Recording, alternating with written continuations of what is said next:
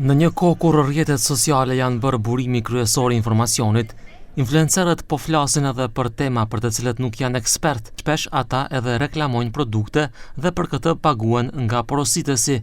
Profesori i komunikimit Demush Bajrami për Televizionin 21 thotë se këta persona mund të përhapin informacione të gabuara. Për shembull, mund të flasim për përdorimin e barnave. Kishim një COVID-19, domethënë një krizë të madhe shëndetësore, ne dim 2019-20 dhe kjo u përcoll me shumë telashe të mëdha, pikërisht për informacionin e gabuar, për qëllime që i din ata përdorues, cilë për shembull kanë lansuar informacionet kësaj natyre. Bajrami thotë se duke folur influencerët publikisht për tema të ndryshme, mund të ndikojnë në vendime të rëndësishme të secilit individ. Ajo që mund të lidhet, shembull mund ta them me detyrimin për të treguar kur një postim, për shembull, është postim për reklamim, pra kemi të bëjmë për reklamim, pra siç është diçka e sponsorizuar ose nëse është për qëllime të tjera që thjesht nuk ka të bëjë me reklamën ose nuk ka të bëjë me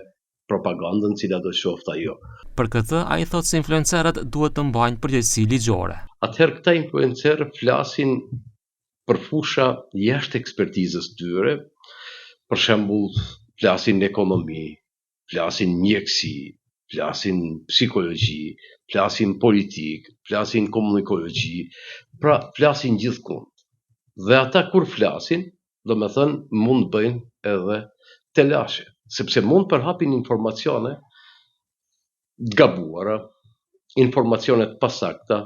Ndryshe, Agjencia për Shërbime Mediatike Audio dhe Audiovizuale ka hartuar një rregullore të re e cila vlen nga muaji gusht për influencerët, vloggerët dhe krijuesit e tjerë të përmbajtjes video, e cila do të kontrollojë përmbajtjen e tyre. E qeveria kineze ka vendosur rregulla të reja për influencerët dhe krijuesit e përmbajtjes, duke ndaluar ata të flasin për tema profesionale pa pasur diplom apo kualifikim përkatës.